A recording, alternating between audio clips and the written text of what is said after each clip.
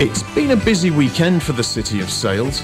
We've had the big day out, the tennis, and we've also rolled out the red carpet for the monarch's grandson, second in line to the throne, and official representative, Prince William, when he arrived here yesterday morning. Of course, Prince William has been here before. As a baby, he accompanied his parents on their 1983 tour, and more recently he attended the British and Irish Lions rugby tour against the All Blacks in 2005. But the junior royal's visit to Kiwi shores this time is very much a fleeting affair, and after a brief jaunt around the Hauraki Gulf with the America's Cup team, a whistle-stop tour of Eden Park, his next port of call is Wellington, where he's scheduled to open the Supreme Court today. Simon O'Connor from Monarchy New Zealand put the case forward for the Queen. Our organisation believes that constitutional monarchy is the strongest and best way to preserve democracy in New Zealand. I asked Simon, I wondered whether the royal cult of personality had anything to do with the monarchists' cause. For me and a number of people in Monarchy New Zealand, our interest is not so much in the royal family as personalities, but more about the constitutional structure. And we're really interested in separations of powers. So what does he mean by separation of powers? The separation of powers refers to one of the fundamental tenets of stable democracy, which sees the government split up into three separate branches. The legislature is the law-making branch of government. This is made up of members of parliament and civil servants. Another component of government is the judiciary. This is the court system and is made up of judges who are tasked with interpreting the law. The final branch of government is the executive. This is the law-administering branch of government. It is comprised of senior politicians such as the Prime Minister. They're also known as ministers of the executive, but most of us know them as the cabinet. Also a member of the executive is the reigning monarch, who acts as head of state and who approves laws via royal assent. This structure serves to guard against abuses of power, because no single body is responsible for all government actions and decisions. Since the 1950s, the reigning monarch has been Queen Elizabeth II of the United Kingdom. She is represented in New Zealand by the Governor-General.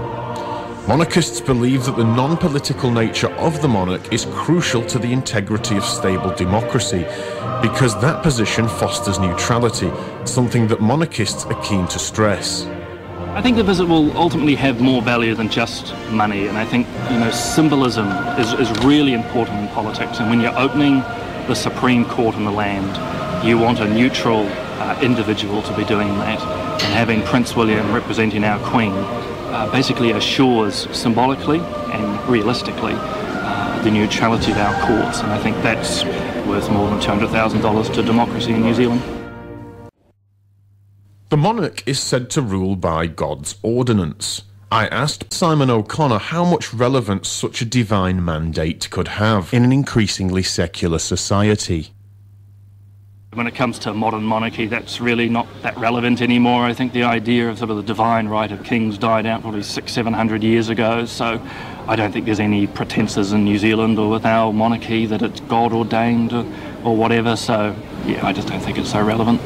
Another bone of contention for Republicans is the hereditary nature of the role of the monarch. Yeah, I think Monarchy New Zealand has no problem with democracy and hereditary dynamics within the royal family. I think hereditary systems are pretty normal. I mean, we all have wills, our family are going to hand things on to us, so things are hereditary passed down. So the royal family, it really makes no difference. It's a virtue of birth. It's pretty random who's going to become the heir. It takes the whole political side out of the system. I think that's actually a major constitutional advantage. So there we have it. A consequence of William's visit has granted both the Republican and monarchist movements the chance to put forward their perspective on the latest royal visit, and also on the wider issue of whether the monarchy system of governance is relevant to 21st century New Zealand. The interest in the media, the fact that we're even having this discussion, shows that people are still interested in the New Zealand royal family, so we're going to get that, give the media something to talk about for a few weeks.